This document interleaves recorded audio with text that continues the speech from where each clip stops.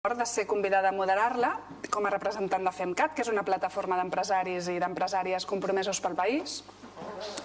I a mi m'han demanat els organitzadors que aquesta fantàstica taula i aquest grup de ponents que tenim miri d'estirar-lo cap al debat en les perspectives empresarials. Realment els ho agraeixo perquè els temes que tractarem són d'interès de molt interès per les empreses, tot i que de vegades, ara que vaig microfonada, doncs no acabem de poder sintonitzar la ràdio correctament. Us presento els ponents. A la dreta tenim en Joan Trullent, que és doctor en Ciències Econòmiques per la UAB.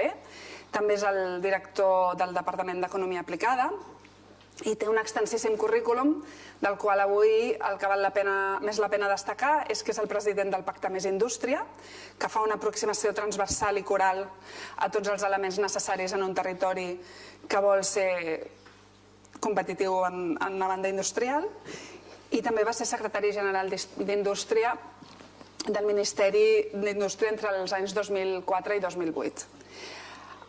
A la meva dreta, en Vittorio Galetto, és també doctor en Economia i en particular treballa als àmbits d'economia regional urbana, els sistemes productius locals i la innovació. Avui ens parlarà d'aquests àmbits i en particular presentant la feina feta a l'Institut d'Estudis Regionals i Metropolitans de Barcelona. A la izquierda, James Wilson es investigador senior en el Instituto Vasco de Competitividad, Orquestra, y director del Máster de Innovación y Competitividad de la Universidad de Deusto. Los campos que estudia son la competitividad regional, los procesos de desarrollo socioeconómico y su relación con las políticas públicas. En este ámbito, recientemente ha publicado el libro Strategies for Shaping Territorial Competitiveness. Y finalmente, el señor Markku Markkula is from Finland. Did you notice that you entered the room right as they were speaking? S'ha donat que han entrat a la sala just quan estàvem començant a parlar de vostè? Holds and has held many responsibilities at the European Union level, particularly in the EU Committee of the Regions, related to the Europe 2020 agenda, and in the many reports that he has been a rapporteur for. We find terms such as innovation, research, international cooperation, digital agenda, and smart specialization. He has also a university role as advisor to the presidents of the Aalto University in Finland. And he also holds several important roles related to the development of innovation ecosystems in Finland. Cadascun dels ponents parlarà 15 minuts. El senyor Trullent i Galetto es fixaran en l'experiència de Més Indústria i també en la innovació al territori metropolità de Barcelona. El senyor Wilson ens parlarà de clústers i RIS3 a Euskadi. I finalment el senyor Markkula ens donarà una perspectiva més general i en particular del rol de les universitats. Jo els demano que s'atinguin, si us plau, els 15 minuts que els hem donat, perquè si no hi ha temps pel davant no podré fer la feina que m'han demanat que faci, i espero que sigui una taula interessant per tots vostès i que tinguem temps perquè tots intervinguem. Doncs moltes gràcies. Comença el senyor Trullent. Moltes gràcies. Molt bon dia a tothom i abans que res agrair l'oportunitat que se'm dona en aquest excel·lent seminari organitzat per la CUP i Coneixement, Territori i Innovació de parlar d'un tema que m'ha ocupat potser els últims 25 anys de la meva vida amb aspectes molt relacionats amb ell, que és el de la relació entre innovació i territori. I és un tema que tractaré d'exposar sobre la base d'una primera aproximació més analítica, de context, per interpretar aquestes subtils relacions que hi ha entre la capacitat d'innovar i el territori, sobretot en economies en les que predomina la petita i mitjana empresa i, per tant, que no tenen el potencial, diríem, d'activar estratègies de recerca i desenvolupament que tenen economies que compten amb una proporció molt important de grans empreses amb uns continguts molt intensos de recerca i desenvolupament i, per tant, el territori com a factor clau en l'articulació d'estratègies d'innovació com a alternativa. Després els hi parlaré d'una de les propostes més engrescadores, més interessants, en la meva opinió, que s'han plantejat aquí a Catalunya en aquests 2 darrers anys al voltant de les estratègies a seguir d'aquest gènere i en particular del document que el Pacte Més Indústria ha elaborat amb més de 100 participants i 10 institucions que després explicaré al voltant dels problemes que ens ocupen aquí i en particular de com sintonitzar l'estratègia d'innovació des de Barcelona, Catalunya, amb l'estratègia d'innovació europea i com un plantejament holístic sembla del tot apropiat per aquesta funció. I finalment una nota sobre propostes de naturalesa estratègica territorial que s'han fet en aquests últims anys en l'àrea metropolitana de Barcelona perquè plantegen una de les qüestions més importants, que és el de com fer compatible una estratègia econòmica de sortida de la crisi proactiva, intensa en la generació d'ocupació amb una millora en la distribució de la renda en el que des de l'àrea metropolitana s'ha denominat el model de creixement inclusiu. Començo tractant d'enllaçar amb el discurs, la conferència de Sumitra Dutta que acabem de sentir, perquè a mi em fa l'efecte que la relació entre innovació i territori té un enorme recorregut i en el cas de la ciutat de Barcelona té un precedent molt interessant a finals dels anys 90 en el disseny del que va ser el projecte Barcelona Ciutat del Coneixement. Barcelona Ciutat del Coneixement donarà lloc, entre altres, a partir de l'any 2000, a una de les propostes també citada en la conferència anterior, més innovadora i amb més trajectòria internacional i presència en els mitjans internacionals especialitzats en aquesta qüestió, que és el projecte 22@Barcelona, que jo crec que té molt a veure amb les estratègies que estem dibuixant a escala europea i catalana i espanyola en particular. Quan a finals dels anys 90 es va afrontar la que va ser curta però intensa crisi econòmica del 92-95, des d'una ciutat com Barcelona, es va fer una proposta al voltant d'una noció que era la noció d'economia del coneixement, d'articulació d'una estratègia econòmica per Barcelona diferent a la que havia estat l'estratègia econòmica seguida als anys 80 al voltant del projecte olímpic. I d'allí sortia una idea econòmica, jo crec, d'un gran recorregut i presència i permanència, que és la idea de que sota determinades condicions és possible buscar un esquema de creixement de la productivitat si s'incorporen aspectes territorials d'una manera adequada. I es pot competir des dels territoris amb les grans empreses si som capaços de generar condicions institucionals, urbanes, econòmiques, entre altres, apropiades per l'aparició d'uns avantatges econòmics derivats de la concentració especial de determinades activitats. Aquí la figura senyera és Giacomo Beccatini, a finals dels anys 70, elaborant el concepte de districte industrial marshallià, concepte que, al meu modo de veure, va ser facilíssim de traduir des de la indústria manufacturera clàssica de finals del XIX i de bona part del segle XX cap a l'economia del coneixement.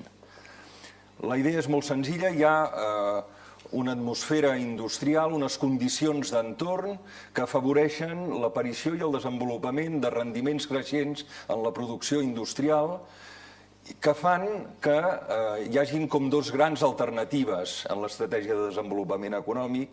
L'alternativa del creixement sobre base de grans empreses, recerca d'economies d'escala, integració vertical de la producció i, per tant, el model, diríem, prototípic del fordisme, per entendre'ns, i una via alternativa que no serveix per qualsevol activitat, sinó per activitats econòmiques prèviament ben delimitades, que permet obtenir avantatges sense necessitat d'integrar verticalment la producció en grans empreses. La idea en el municipi de Barcelona va ser trasplantar aquesta noció d'externalitat, d'economia externa, de naturalesa marshalliana, en el món de l'economia del coneixement. I per què? Perquè l'economia del coneixement presenta característiques similars a la de la vella economia industrial clàssica que havia estudiat Alfred Marshall i que recuperava Beccattini, que després va propagar a escala planetària Krugman, obtinguent, entre altres raons, el Premi Nobel per aquest tipus d'investigacions. La idea és senzilla, però és molt potent. Tenim coses a dir sobre estratègia econòmica des de territoris determinats si utilitzem aquesta segona via cap al desenvolupament econòmic. I d'aquí sorgirà una idea que també ha sortit en l'anterior ponència, que és la idea de que les activitats relacionades amb l'economia del coneixement tenen alta densitat ocupacional. És a dir, la concentració en l'espai d'aquestes activitats és superior a la concentració en l'espai de les activitats manufactureres clàssiques. Barcelona, que es proposava transformar la base industrial del Poblenou en termes de nova economia, tenia les característiques de centralitat, de disponibilitat de tecnologies d'informació i de la comunicació, de densitat ocupacional i, per tant, el que calia era transformar a través de peces urbanístiques les condicions per fer aflorar aquests avantatges en l'economia del coneixement. I d'aquí sorgirà aquesta idea. Parteixo, per tant, d'aquesta hipòtesi. És molt rellevant per interpretar l'èxit del model productiu introduir el territori. I, per tant, quan la Comissió Europea dissenya les seves estratègies com la del 2020, necessita una peça essencial que és de la política regional, històricament intensa per corregir les desigualtats en el procés de construcció europea, i disposa d'instruments apropiats en el disseny de les polítiques. I els desplega en la continuació del 7è programa marc, en el marc d'Horitzó 2020, en aquesta direcció. Què es fa des de Barcelona, entrant en el segon tema que els hi proposo de debat? Doncs un procés molt interessant en el qual hi participen d'una manera molt activa les 3 grans universitats públiques de Catalunya, els 2 grans sindicats de Catalunya, o sigui, les 3 grans universitats, Politècnica de Catalunya, Autònoma de Barcelona, Universitat de Barcelona, Comissions Obreres, UGT, Foment del Treball Nacional, PIMEC i 3 col·legis professionals, enginyers tècnics, col·legi d'economistes, preocupats per la necessitat d'afrontar la crisi econòmica sobre altres bases. I engeguen un procés que es desenvolupa durant un any, entre l'any 2012 i l'any 2013, que donarà lloc a un pacte que té molt a veure amb el que estem explicant avui aquí, que és aquest pacte per a la indústria a Catalunya, que proposa ni més ni menys que la indústria, entesa en aquest sentit ampli, i no només manufacturer clàssic d'economia del coneixement, interpreti el rol motor de la sortida de la crisi sobre bases competitives sòlides i enfortint la productivitat i no jugant a la competència amb costos, sinó buscant alternatives en el model competitiu assentades sobre creixements de la productivitat. La virtut d'aquest procés de constitució d'aquest pacte més indústria que signen, presenten en el Parlament, la presidenta del Parlament d'aleshores, el president de la Generalitat de Catalunya, que s'impliquen tots els grups parlamentaris anunciant que donen suport en aquest document, la originalitat de la proposta consisteix en no plantejar les polítiques d'innovació com a fallades de mercat, que és com habitualment es plantegen en el món de l'economia industrial, sinó utilitzar una visió macroeconòmica integral de suport a les activitats productives que vagi més enllà de les fallades de mercat i de les polítiques compensatòries dissenyades habitualment en els països més avançats. I ho fa sobre la base de 8 comissions que s'organitzen com si fos, els economistes en diem, una funció agregada de producció, treball, sobretot formació, capital, energia, factors de competitivitat que en diem factors residuals, infraestructures, naturalment seran infraestructures per a la indústria, no és una comissió d'infraestructures, però és que les infraestructures s'han de dissenyar per a la indústria, si volem ser competitius. Recerca, desenvolupament i innovació, naturalment, i comerç exterior i internacionalització de l'economia. Amb una comissió molt important, presidida per l'exministre Joan Majó, de lligar aquesta aproximació macroeconòmica amb l'aproximació europea i sobretot amb l'horitzó 2020. I per tant, encapçalant totes aquestes 7 comissions que he dit, una comissió encarregada de perfilar adequadament el pes de les activitats productives, perquè la caiguda de l'ocupació, sobretot industrial manufacturera, té molt a veure amb l'externalització de la producció i, per tant, una part notable de l'ocupació està en els serveis terciaris, i per situar en el lloc central, en el procés de sortida de la crisi, d'aquest tipus d'activitats. 8 comissions que treballen i que insisteixen i tenen anunciada pel mes de gener de nou una convocatòria oberta a tota la societat perquè el tema industrial manufacturer sobre bases de competitivitat territorials, com la que estem indicant, estigui una mica au dessus de la mêlée. Formi part d'un pacte d'estat que no vagi més enllà de 4 anualitats, que es conformi amb la voluntat, diríem, conjunta de totes les forces polítiques institucionals més rellevants, com les 3 grans universitats catalanes.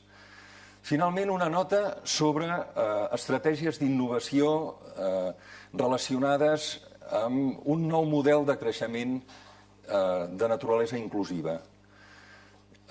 Des que s'activa la tercera fase de la Unió Monetària en l'any 99, la devaluació no forma part de l'instrumental de la política econòmica d'una economia com l'espanyola o, ja no diguem, com la catalana. Una progressiva pèrdua de competitivitat relacionada amb moltes causes podria donar lloc a una oberta disminució de l'activitat i, per tant, de l'ocupació, i, per tant, el problema que es planteja és com afrontar amb un nou model de creixement la resposta a l'ausència d'instruments de política econòmica convencionals per tractar els problemes tan importants com el que tenim activat a l'economia espanyola en general i a la catalana en particular d'augment de la desocupació. I aquí apareixen 2 vies alternatives. La via de la devaluació interna, la via d'aconseguir unes condicions en el procés de formació de salaris en el mercat laboral que provoqui, d'alguna manera, una devaluació interna, una disminució de costos relacionats amb els salaris, que els salaris se separin de la productivitat i el creixement dels salaris no segueixi el creixement de la productivitat com una via de millorar la competitivitat externa, i una alternativa que és per la que aposten documents com aquest i els estudis sobre l'estratègia metropolitana actual, que és precisament incidir en creixements de productivitat i no en decreixements de costos salarials i fer-ho de tal manera que a cada àmbit territorial s'activin, diríem, instruments de política econòmica adreçats en aquesta definició. I a cada àmbit inclou institucions com l'àrea metropolitana, com els ajuntaments. I hi ha una de les característiques fonamentals del nou model de creixement, que és precisament la identificació de factors territorials de competitivitat que, convenientment tractats, com es va fer fa 20 anys, utilitzant les eines d'anàlisi econòmica per dissenyar el que després serà el 22@ Barcelona, adaptats a les noves circumstàncies. En l'àrea metropolitana, per tant, s'activa una estratègia territorial d'aquest gènere i la proposta, i amb això acabo, no només és activar economies de localització, d'urbanització, economies de diversitat, economies de xarxa, sinó idear una nova figura, un nou instrument de naturalesa urbanística tipus 22@ capaç de posar en valor el sòl molt condicionat per la vella estratègia industrial manufacturera clàssica. El que s'està buscant és creixements de la productivitat que generin condicions de formació de les rendes, sobretot salarials, que no pivotin sobre una disminució de salaris, sinó sobre creixements de salaris articulats relacionats amb creixements de productivitat. Això comportaria entrar en una nova fase de creixement sostingut, però sobretot inclusiu, que permeti millores en la distribució de la renda i no, com aquests darrers 5 anys, un empitjorament radical en la distribució de la renda mesurat, entre altres, amb l'índex de Gini. Unes pinzellades que a darrere tenen, naturalment, estudis bastant sofisticats, etc., però que jo crec que era important assenyalar i que, en tot cas, el director de l'àrea d'Economia de l'Institut d'Estudis Metropolitans tindrà l'oportunitat ara d'exposar algunes de les bases sobre les que s'ha dissenyat aquesta capacitat, aquestes noves estratègies més de naturalesa innovadora. Moltes gràcies per l'atenció.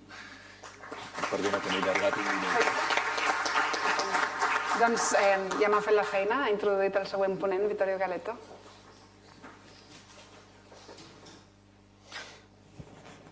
Bon dia a tothom. En primer lloc voldria donar les gràcies als organitzadors de donar-me l'oportunitat d'estar avui aquí i presentar-vos el que parlarem avui. Com ja s'ha dit abans, el que presentem són alguns resultats a les línies de recerca que tenim actualment a l'Institut. Per tant, potser faré una presentació una mica diferent, em centraré més en dades més que en polítiques i en estratègies. Faré una presentació en 4 parts i per destacar la importància d'això del territori. I per començar, suposo que en un ambient com aquest no cal insistir molt en la importància de la innovació, ja se n'ha parlat, em sembla que aquí estem bastant convençuts de la importància de la innovació. En tot cas, dir que la innovació és important, però no és un fi en si mateix. És important la innovació perquè és un mitjà per solucionar problemes, per fer front a reptes, i en aquest moment tenim reptes molt importants davant. Reptes que són tant econòmics com organitzatius, com socials. Per tant, aquesta dimensió que deia abans el professor Dubtes de les diferents dimensions de la innovació, no només la tecnològica, però tot i això aquí nosaltres ens centrarem només en la innovació tecnològica, aquella innovació que es pot mesurar en patents. I en aquesta introducció voldria destacar dues idees. Primer, la importància que tenen aquest tipus d'innovació, les patents, en el món. No és una importància decreixent, sinó que és una importància força creixent. Veiem com alguns països com Estats Units i Japó,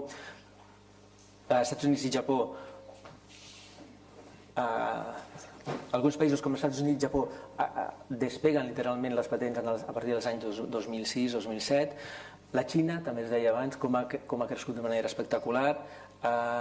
Corea també creix espectacularment. Europa també creix, però menys. Llavors, quan fem el rati d'innovació per població, si pensem que Corea té uns 50 milions d'habitants i Europa, que seria l'Oficina Europea de Patents, engloba uns 500 milions d'habitants, doncs clar, això potser ens podem preocupar una mica aquí, no?, aquesta dimensió. Per tant, creixement de la innovació tecnològica al món. I en segon lloc, en què s'està innovant? En el món en què s'està creant coneixement nou? Doncs bàsicament en un sector, que és el de l'electricitat electrònica, seguit per la química i molt a prop amb l'enginyeria mecànica. Aquests són els 5 grans sectors. Aquests 5 sectors tenim una metodologia que la podem dividir en subsectors, o en camps tecnològics, i per tant, si mirem una mica més de detall en què s'està innovant, què vol dir aquesta innovació en electricitat electrònica, doncs vol dir bàsicament, això ho apuntaré ara, en tecnologia informàtica, aparells electrònics i tecnologia visual. Aquests són els principals camps tecnològics en què s'està innovant en el món. Amb això acabem la introducció, que aquestes eren les 2 primeres idees que volia presentar. I ara passem, més relacionat al que s'havia dit abans, amb el territori. Considerar el territori com un factor d'innovació.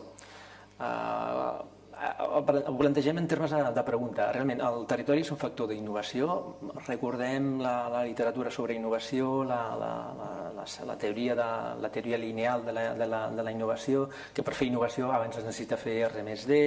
Això vol dir que necessites una escala mínima per fer innovació. La R+D s'ha subjecte a unes indivisibilitats. I per tant això porta a que la innovació en principi la podrien fer millor només les grans empreses, no les petites i mitjanes empreses. Ara bé, a partir dels anys 80 del segle passat apareixen unes noves teories, tant als Estats Units com aquí a Europa, el clúster de Porter, Becattini, que mencionava el professor a Itàlia, amb els districtes industrials, que posen de relleu com que al territori poden aparèixer o es font d'unes economies externes que donen competitivitat a les empreses que estan en aquell territori independentment de la seva dimensió. I per tant, aquestes petites i mitjanes empreses també són competitives i també poden innovar. Per provar si això també succeeix aquí, per trobar algun tipus d'evidència, vam fer una espècie d'experiment, un cas d'estudi amb el territori espanyol, en el que vam identificar les especialitzacions productives a diferents àrees del territori, és a dir, aquelles àrees que estan més especialitzades que l'ocupació està especialitzada en l'ocupació de grans empreses, o aquelles àrees en què estan especialitzades en serveis a les grans àrees metropolitanes, que també hauria de ser un nucli d'innovació, ja que acostumen a concentrar les universitats i centres tecnològics. I una tercera caracterització, que és el que diem els districtes industrials, marshallians o tipus clúster, que són sistemes manufacturers especialitzats en petita i mitjana empresa. Identificaven altres tipologies, però aquestes 3 són les més importants. I després el que fèiem era analitzar la capacitat innovadora d'aquestes tipologies de sistemes productius. Per això vam recollir una gran quantitat d'informació de patents, models d'utilitat, patents europees, patents espanyoles, i llavors el que vam fer va ser creuar la informació, és a dir, les diferents tipologies de sistemes productius locals, doncs quina intensitat innovadora presenten. Aquí presentem els resultats, la capacitat innovadora la normalitzem per la seva ocupació, per tenir normalitzat l'efecte escala. I el que tenim, aquí tenim els resultats sent la mitjana espanyola, i doncs el que trobem aquí, d'una manera molt destacada, és que efectivament els districtes industrials tenen una capacitat innovadora 37 punts per sobre del conjunt d'Espanya, del conjunt del país, i és la intensitat innovadora més elevada de totes les tipologies respecte a la gran empresa o, en segon lloc, les àrees metropolitanes.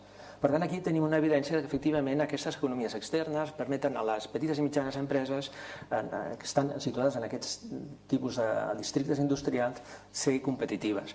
Després van posar en qüestió aquest resultat pensant que aquí estàvem agregant molta informació de patents i model d'utilitat que són registres molt diferents i per tant el que vam fer va ser introduir una ponderació en funció del cost aproximat a través del cost de la qualitat aproximat a través del cost d'aquestes patents.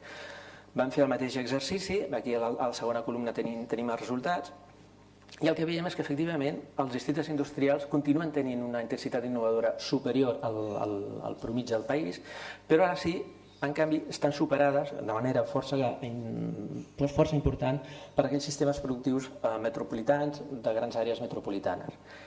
I els sistemes de gran empresa continuen estant al tercer lloc. Per tant, són els resultats no gaire optimistes per les grans empreses, però sí per les petites i mitjanes empreses. Amb això obteníem una certa evidència de la importància del territori a l'hora de fer innovació. I si parlem de territori, doncs anem a veure com es distribueix aquesta innovació al territori. Aquí fem un petit canvi, un canvi d'escala, estem parlant de patents europees i ara els anys són 2005-2014, més recent, però com poden veure vostès al mapa apareixen 4 grans concentracions, el que seria el País Basc, Navarra, baixant fins a Saragossa, tenim Catalunya, des de Tarragona fins a Girona, però molt concentrat a Barcelona, tenim València, tenim el centre a Madrid, aquí a Santiago de Compostela i algunes altres concentracions. Però la gran concentració, si ho mirem en números, és a l'àrea de Barcelona. Com veiem aquesta diapositiva, veiem que Barcelona, la província, aquí estem parlant de província que té el 12% de la població i aproximadament el 13% del PIB del conjunt d'Espanya, el seu pes en termes d'innovació és molt superior, és molt més alt. En termes de província registra fins al 30% de tota la innovació que es fa a tota Espanya. I a més, això en patents europees. Si ho mirem en patents americanes, que està més a baix, veiem que aquesta concentració, això ho tenim comptabilitzat per ara només per l'àrea metropolitana, pels 36 municipis de l'àrea metropolitana. El procediment és una mica manual per identificar els municipis i per tant encara no hem pogut pujar a més municipis, en tenim els 36, però ja poden veure que la concentració és molt relevant. A Barcelona tenim un 27%, a l'àrea metropolitana un 25% de les patents. També aquí, no sé si noten, les dades de les patents europees ens permeten diferenciar el que és l'inventor i el sol·licitant de la patent. L'inventor, el que crea el coneixement, i el sol·licitant, que és qui se n'apodera d'ell per explotar-lo. Poden observar que en tots els casos de les diferents àrees que tenim identificades, el número de patents per l'inventor és superior al número de patents per sol·licitant. Això què vol dir? Com es pot interpretar? Podem dir que estem d'alguna manera exportant coneixement. El que estem inventant aquí després se n'apropien a fora, que pot ser després aquest coneixement a través d'empreses multinacionals tornarà aquí al territori a les empreses, però almenys aquesta xifra s'explica perquè hi ha aquesta sortida de coneixement. Tornem al territori. Com es distribueixen aquestes patents? Aquí són les patents europees perquè són les úniques que podem tenir la informació a nivell d'adreça postal, per tant les podem georreferenciar perfectament. Podem veure dos grans concentracions, una el que seria el propi municipi de Barcelona i els municipis més propers. Els municipis també, aquí està molt tènue, està marcada al límit del que seria l'àrea metropolitana, però després important, podem veure aquí una altra concentració important de patents, el que seria en aquest corredor, que seria un corredor, bàsicament el corredor de la B30, des de Martorell, Abrera i tot el que seria el corredor Sabadell, Terrassa fins a Granollers. Els colors es refereixen a les tecnologies que ara tot seguit passarem. Com deia, la innovació és important perquè ens ha de permetre, no en si mateixa, sinó que ens ha de permetre obtenir resultats. Aquest resultat, bàsicament, és la competitivitat. Llavors, com mesurem la competitivitat? Aquí nosaltres ho fem d'una manera molt senzilla, molt plana, molt directa. És a dir, mirem quins són els sectors que exportem. Per tant, si exportem, deduïm que som competitius en aquests sectors. Llavors, aquí, no sé si ho poden llegir, està molt petit potser, el primer sector destacat és la fabricació de vehicles, és mecànica, el segon és química, el tercer és farmàcia, després torna a ser mecànica, llavors tenim confecció de peces de vestir, indústries productes alimentaris. Aquests són els sectors més competitius a l'any 2014. Si féssim aquesta mateixa diapositiva per 10 anys enrere o 15, veuríem algunes diferències rellevants. Una diferència és que el que seria productes elèctrics i electrònics han perdut importància, han caigut 3 o 4 posicions, però l'altre canvi molt important, molt destacat, és el dels productes farmacèutics. Fa 10 o 15 anys no estaven aquí, no estaven els 10 productes. Per tant, hi ha hagut un canvi important. Llavors, aquesta és la foto de la competitivitat. I què estem innovant nosaltres? Doncs mirem, precisament estem innovant en química i en enginyeria mecànica. Aquests dos camps agregats sumen gairebé el 70% de tota la innovació del territori. I si un altre cop, aquests són els sectors, mirem una mica més de detall, mirem els subsectors en què estem innovant, doncs aquí apareix, el primer destacat és precisament productes farmacèutics. Productes farmacèutics, productes orgànics, també és química, després transport, manipulació, que forma part de mecànica. Per tant, la conclusió destacada, la competitivitat internacional exterior de la província de Barcelona té una base tecnològica clara. Podem competir en costos, segurament també, però no només en costos, també, com deia abans el professor Truient, també podem competir en innovació, en creació de coneixement.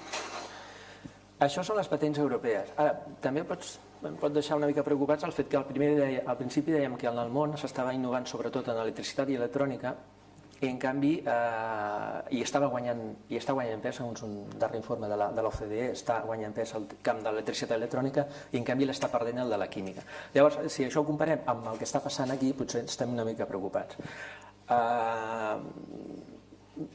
Per indagar aquest tema, el que podem fer és directament analitzar què passa en el principal mercat tecnològic del món, que és als Estats Units. I per això el que fem és agafar un altre conjunt de patents, que són les patents americanes, les que es presenten, les que l'inventor està aquí, localitzat al nostre territori, però que el sol·licitant, qui s'apropia d'aquest coneixement, està als Estats Units i presenta una patent americana. Abans no ho he dit, aquestes patents és una quantitat significativa, són unes 2.000 patents, també està molt concentrada. Si les patents europees eren 2.600, aquestes són unes 2.000, per tant, és una quantitat també molt significativa. I no estan repetides, això ho podem controlar, que no estiguem comptant les mateixes innovacions dos cops. Llavors, als Estats Units, què estem innovant? Doncs aquí canvia la cosa. Estem innovant en electricitat electrònica, en primer lloc, en segon lloc en química i en tercer lloc en energia mecànica. És a dir, reprodueix l'ordenació dels sectors tecnològics que s'està donant a la resta del món. Efectivament, hem vist la importància de la química, però també és important el camp de l'electricitat electrònica. També aquí, si mirem amb més detall en què estem innovant, a nivell de subsectors o de camps tecnològics, doncs el primer destacat és tecnologia informàtica. També s'ha de dir el fet que hi ha diferències normatives. Als Estats Units es poden fer patents de software i de models de negoci. A Europa, a les patents europees, això és molt més complicat, és molt més difícil. Per tant, aquí hi ha una diferència feta a tenir en compte. I després tornem a trobar la química i la farmàcia. Per tant, estem parlant de competitivitat. Si hem de parlar de competitivitat hem de parlar d'empreses. Quines són aquestes empreses que estan patentant? Amb això ja vaig acabant. Si mirem les patents europees que recordem que eren aquelles especialitzades sobretot en química, doncs trobem aquí, en primer lloc, semblaria un outlier, un laboratori del doctor Esteve, que té un pes molt destacat, molt important. I si mirem tots els noms de les empreses, veiem que la major part d'aquestes són del sector farmàcia i del sector química. De mecànica trobem SEAT, trobem Gené i Ecotècnia aquí, i electricitat electrònica Fractus. I també podem veure que la major part d'aquestes empreses són empreses autòctones, empreses que són d'aquí, excepte potser SEAT i Quemo Ibèrica, que són multinacionals, però altres també són multinacionals però originàries d'aquí. Això pel que fa a les patents europees. Què passa amb les patents americanes? Doncs aquí efectivament la cosa canvia una mica. Aquí un altre cop tornem a tenir el que podem dir un tipus outlier, que és en aquest cas Hewlett-Packard, el principal patentador en patents americanes aquí al territori de Barcelona, és aquesta empresa, Hewlett-Packard, per tant relacionada amb tecnologies de la informació, seguida per Yahoo, per Fractus. Fractus és electricitat electrònica, fan tecnologia d'antenes, no sé si la coneixen. Un altre cop Laboratorios Almirall, Intel, que té centres de recerca aquí a Barcelona, en el Barcelona Supercomputing Center, Laboratorios Dr. Esteve, Grifols, la coneixem, Medichem, Benckiser, que és química, Broadcom, Yamaha Motor, Zobelec, també és productes químics. I aquí, per tant, el que destacaria és que en les empreses patentadores, innovadores, hi ha un present important d'empreses multinacionals, d'empreses forànies. És a dir, les empreses multinacionals que estan localitzades aquí, una part destacada d'aquestes, també fan innovació, també estan interessades en el coneixement que es genera aquí i no només podem pensar que estan aquí per temes de costos. I acabo aquí simplement com a conclusió per remarcar alguna idea. Hem vist el lideratge clar que té Catalunya i Barcelona en termes d'innovació, ja sigui en termes de patents europees com patents americanes. Després hem vist la importància del territori com a factor d'innovació i la innovació sobretot com a factor de competitivitat. Per tant, la importància del territori com a factor de competitivitat. També hem vist el lideratge tecnològic del territori en la química, però també quan es mira l'altre conjunt de patents, que són les americanes, també electricitat electrònica, per tant no estem perdent pes respecte al que seria el lideratge mundial tecnològic. I per últim aquesta idea que acabem de dir de la importància que les filials d'empreses estrangeres també tenen en termes d'elements competitius basats en innovació. Crec que això és important. I ja està.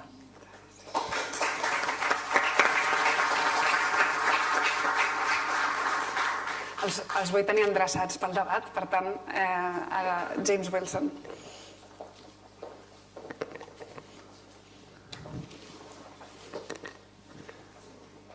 Buen día, buenos días. Es un placer estar aquí. Muchas gracias para los organizadores para la invitación de hablar y participar en este debate con vosotros.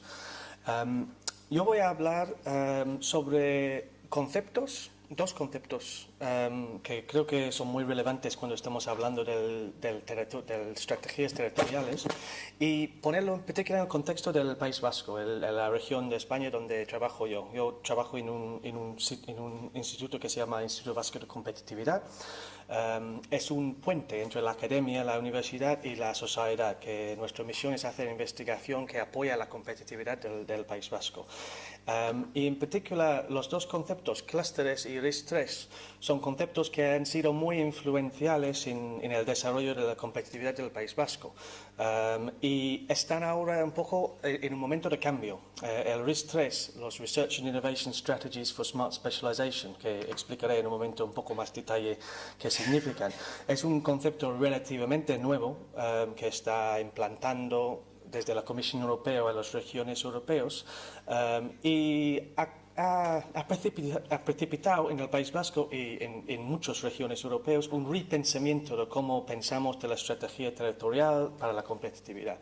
Y en el País Vasco tiene mucho que ver con cómo desarrollamos los clústeres, porque los clústeres han sido un pilar fundamental para la estrategia territorial durante 25 años. Entonces, estamos en un momento de cambio, en un momento interesante para hacer esta reflexión.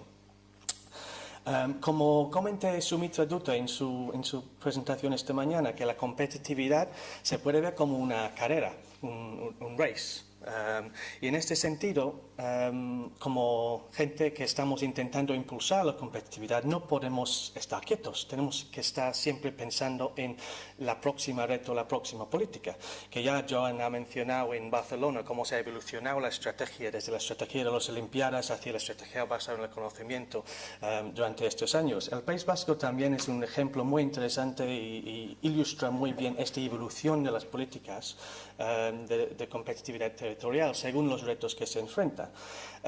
Si volvemos el reloj hasta los principios de los 80, cuando las nuevas autonomías, la nueva gobierno autonómica en el País Vasco tenía una crisis muy fuerte industrial, y la política en esta época estaba muy centrada en la reestructuración industrial. Cómo reestructurar la industria que estaba en declive fuerte, con índices de desempleo muy altos, y cómo responder a esta crisis. Y su respuesta era una inversión muy fuerte en infraestructuras de I+D. Hicieron una apuesta para intentar actualizar las tecnologías, el base de la competitividad de la industria vasca. Como movimos hacia los 90, el enfoque cambió. Sumitra también esta mañana habló de las distintas fases de porte de recursos naturales hacia eficiencia, hacia innovación. Pues los 90 en el País Vasco era un claro ejemplo en que la política estaba muy enfocada en la eficiencia, que se estableció a principios de los 90 una política cluster que tenía un enfoque muy fuerte en mejorar la eficiencia de las empresas industriales que ya estaban formando la base de la economía, y una política muy proactiva en mejorar el entorno de gestión para que estas empresas puedan ser más eficientes. Tenía bastante éxito. Las empresas durante esta época mejoraban su eficiencia, mejoraban su cuota de mercado, y el País Vasco salió fuertemente de la crisis de los 80, de ser una de las economías regionales igual más dinámicos en Europa para los finales de los 90, principios de los 2000. Pero, como decía Sumitra, que no basta con parar con este. Cuando hemos alcanzado eficiencia hay nuevos retos y suben los sueldos. Si queremos ser competitivos con altos sueldos más altos, prima la innovación. Entonces, a partir de los 2000, la estrategia del gobierno vasco y del País Vasco se evolucionó otra vez hacia un enfoque muy fuerte en la innovación. Se crearon nuevas instituciones como nosotros, Orquestra, el Instituto Vasco de Competitividad, como InnoVasc, la Agencia Vasca de Innovación, y se cambió políticas como la política cluster para dar más enfoque en la innovación, para que en vez de trabajar tanto la eficiencia, la calidad, estos elementos con los clústeres estaban empujándolos para enfocar más en la innovación y poniendo las bases para estrategias de especialización inteligente. Y ahora mismo estamos en un momento de cambio. El desarrollo del RIS3, este nuevo concepto que nos ha llegado desde la Comisión Europea en términos de su manifestación más práctica, pero la realidad es que estaba ahí antes. Es que es un concepto que se ha ido desarrollando y se ha habido también en el caso de Barcelona, elementos de estas estrategias por mucho tiempo antes de que estamos hablando del RIS3. Pero en los últimos 3-4 años, los gobiernos europeos regionales han tenido que tomar en serio el concepto de estrategia territorial, han tenido que poner en marcha planes de especialización inteligente, y el gobierno vasco ha tenido que tener una reflexión sobre esto. Y también en el momento en que están reflexionando también sobre su política cluster. ¿Qué es la especialización inteligente? Esencialmente viene de un patrón corriente de la nueva política industrial. Podemos pensar en distintas fases de la política industrial. En los años 60, 70, 80, 60, 70, tuvimos lo que dice igual política industrial viejo. Los gobiernos elegían industrias, hacían encuestas para industrias, picking winners se llamó. En algunos países, particularmente en Asia, funcionó bastante bien, en Corea del Sur, etc. En los países europeos no funcionó tan bien. En mi país, en Gran Bretaña, esta estrategia fracasó bastante durante los años 60 y 70. Y movimos en las 80s, 90s y había un lema que la mejor política industrial es no tener una política industrial. Pues descartamos toda la política industrial y vamos para apoyar las condiciones para la competitividad más horizontales. Pero a partir de los principios de los 2000 empezaban a hablar otra vez de la necesidad de hacer impuestos. Había un artículo muy influencial de Danny Roderick en 2004 que habló de la nueva política industrial. Que diría que estamos frente a una oportunidad histórica bastante única, porque por los dos lados del debate, el lado izquierda, de que el gobierno debería direccionar, elegir sectores, etc., y del lado liberal mercado, los dos estaban suavizando, estaban reconociendo que hay un rol para el gobierno en direccionar apuestas en la economía, pero este rol tiene que ser jugado en conjunto con los otros agentes, en particular con el sector empresario. Entonces, empezaban a desarrollar este concepto de nueva política industrial, en que sí, debemos como regiones, como ciudades, como países, hacer apuestas, debemos elegir en qué queremos ser competitivos, en qué queremos ser líderes. Pero esta elección no debería venir del gobierno, debería venir de todo el conjunto de agentes en la economía, las empresas, universidades, gobierno, sociedad civil, que tienen distintas partes de la pieza de conocimiento que puede hacer buena esta elección. Entonces, por este raíz surgió la idea de desarrollar estrategias de especialización inteligente, pues en que, y la Comisión Europea coge muy fuerte esta idea, y desde DG Regio en particular se han impulsado la idea que todas las regiones en Europa tienen que tener una estrategia, si quieren recibir fondos para la innovación, que marca en qué áreas quieren invertir sus recursos de I+D. Hay dos elementos claves entonces a estas estrategias. Por un lado, tienen que priorizar, tienen que decir en qué áreas vamos a invertir. Y tienen que priorizar con el ojo de precipitar cambios estructurales en la economía, mejoras en la economía, diversificaciones que precipitan competitividad más fuerte en el futuro. Y por otro lado, el otro elemento clave es que se debe hacer esta priorización a través de un proceso de cómo se llama en la terminología proceso de descubrimiento de emprendedor. Este concepto en sí es un poco complejo y un poco abstracto y difícil aterrizar. Y he estado en muchos debates en Europa sobre este concepto y siempre volvemos al mismo. ¿Qué es el proceso de descubrimiento de emprendedor? Esencialmente, como yo entiendo, es lo que ha dicho Danny Roderick en su paper en 2004, que hay que involucrar distintos agentes en el territorio para hacer este proceso de priorización, para que las empresas trabajen con gobierno, con universidad, con sociedad civil, para ver en qué áreas podemos ser los mejores y en qué áreas entonces debemos invertir nuestros recursos. La traducción al práctico de este concepto no es fácil. Y estamos viendo por toda Europa problemas en distintas regiones en cómo traducen este concepto a la práctica. Por un lado, es problemática porque es un concepto, es una estrategia territorial, no del gobierno. Estamos muy acostumbrados a trabajar estrategias del gobierno, en que el gobierno marca la estrategia y luego desplaza la estrategia hacia los otros agentes. El concepto de RIS3, en su fundamento, es un concepto de estrategia territorial que involucra a distintos agentes desde el principio. Y este es bastante difícil. Es complejo porque involucra este cuádruple hélice de empresa, universidad, gobierno y sociedad civil. Y es muy sensible porque al final va a tener implicaciones. Si tú eliges invertir en alguna área, tienes que dejar fuera otras áreas. Entonces, es un proceso muy sensible, en que los distintos agentes que están involucrados tienen sensibilidades. Al final, el Entrepreneurial Discovery Process es una caja negra. Estamos todos aprendiendo un poco qué significa en la práctica y cómo podemos poner en la práctica los procesos, las gobernanzas que necesitamos en los territorios para hacer bien esta priorización. Y esto nos deja preguntar, particularmente en el País Vasco, donde llevamos 25 años trabajando con clústeres, ¿qué rol pueden jugar los clústeres en todo esto?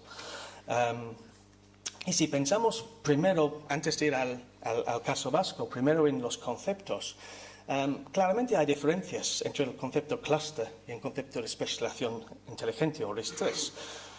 Hay diferencias en escala, en enfoque, en las políticas que utilizas para promoverlas, pero existen también muchas sinergias entre los dos conceptos. Los dos implican formas de cooperación entre empresas y otros agentes que tienen una implicación en el desarrollo del territorio.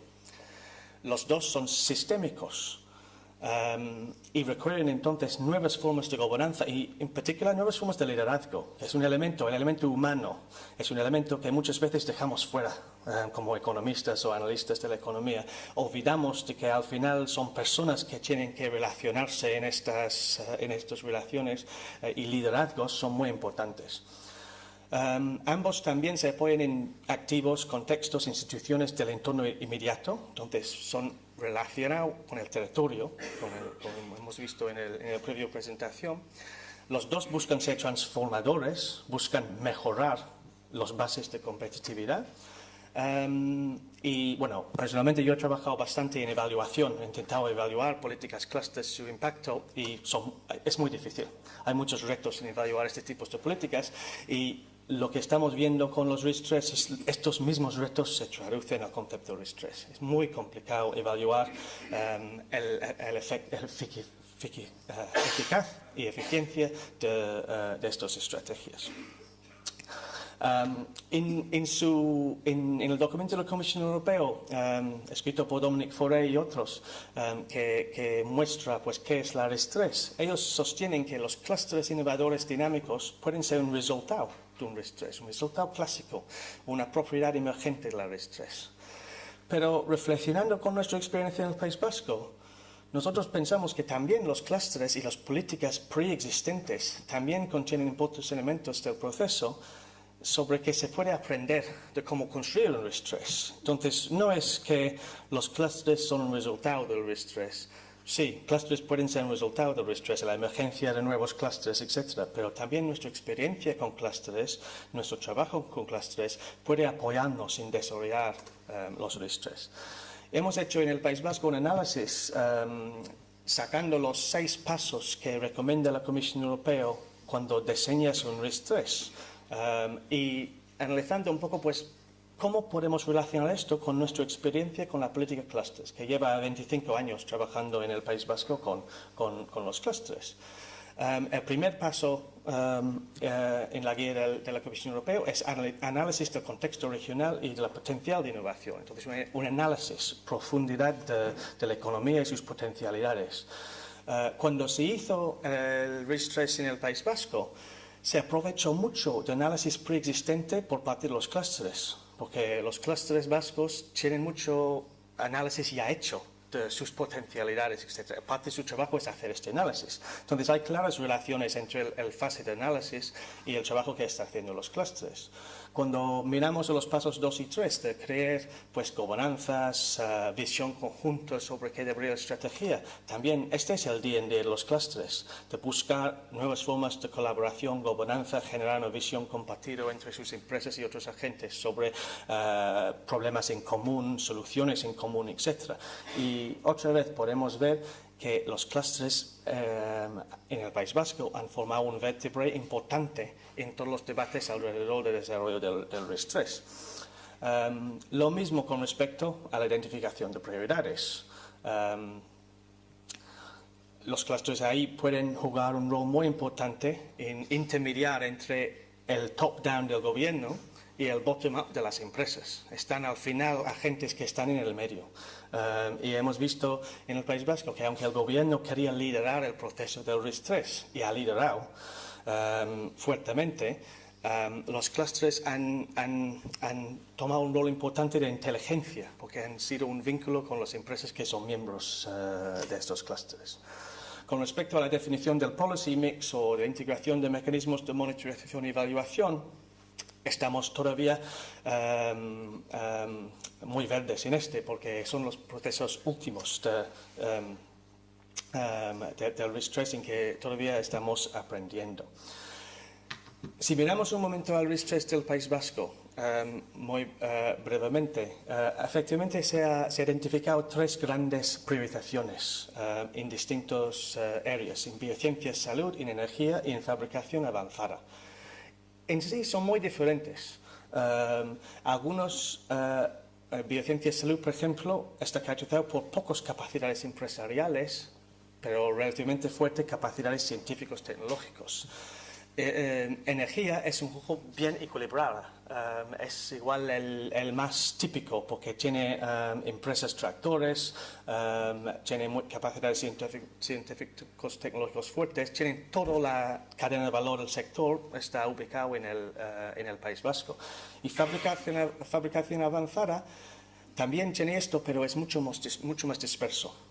Dentro de esto cabe aeronáutica, automoción, naval y ferroviario, maquinaria y herramienta, etc. Entonces no es una priorización, igual es una serie de distintas priorizaciones que están englobadas en un área. Y luego se han identificado también algunas áreas de oportunidad en que se está empezando a trabajar, pero no son todavía prioridades. En este momento, el proceso es que tras identificar estas 3 prioridades y 4 territorios de oportunidad, se han formado grupos de pilotaje establecidos por cada uno de estos. Y estos grupos de pilotaje involucran distintas empresas, clústeres, gobierno, departamentos de gobierno, universidad, centro tecnológico, etc. Y están ahora empezando a trabajar pues, dentro de estas áreas